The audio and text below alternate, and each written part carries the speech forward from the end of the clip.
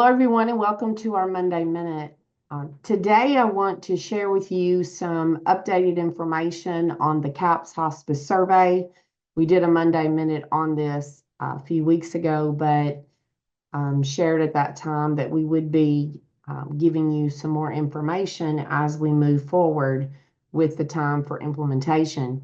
So, as I'm sure most of you know, the new survey begins April 1st of 2025 with all new decedents April 1st and later. This is a recap of the changes.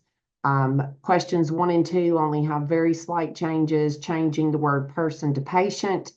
Question number 5 is the only question on the entire survey that had no content changes and no number change. It is exactly the way it was before.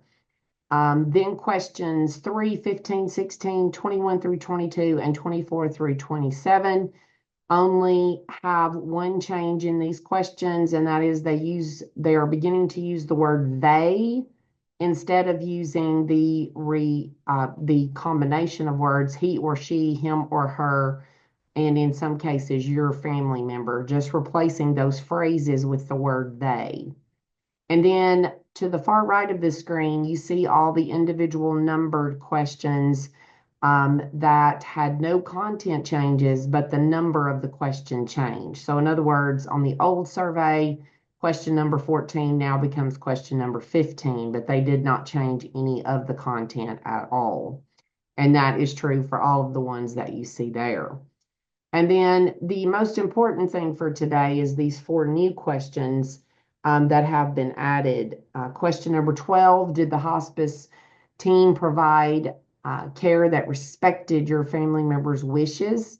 Did the hospice team make an effort to listen to things that mattered most to you and your family? The hospice teams may teach you how to care for family members who need pain meds, have trouble breathing, are restless or agitated, and have other care needs. And then the question is, did the hospice team teach you how to care for your family member?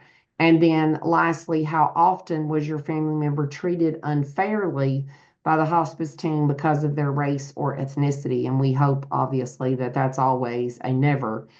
But the reality is these are the 4 brand new questions that have been added. And as you'll see, there are several that have been completely deleted from the document itself. This is a example pre-notification letter that they have included in the manual. The pre-notification letter is very specifically required to be sent 7 days prior to issuing the survey itself. A couple of questions that have come up. If we do the email or new web version of the survey itself, can we also send it in the mail? And the answer is yes. You can email up to twice, and you can send a hard copy in the mail up to 2 times. And it all has to happen within the 49-day window from when the initial information was sent. If you choose to do mail only, you can do that. If you choose to do phone calls, it will be phone calls only. And there obviously are restrictions for that. This communication page, I wanted to make sure to share with you. It is important that your staff, that you understand that your staff need to be educated on what kinds of conversations they can have with patients and caregivers regarding the survey. And it's very important that they do. They obviously can't give them the questions themselves, etc., but you have given you some questions and comments here that can be shared with the family member or caregiver that may be answering this questionnaire at some point. This is also something that I promised to share with you, and that is the outcome measures that will be shared and how they will be updated. So currently there are 7 measures that will be reflected in the refresh on Care Compare all the way through November of 2027.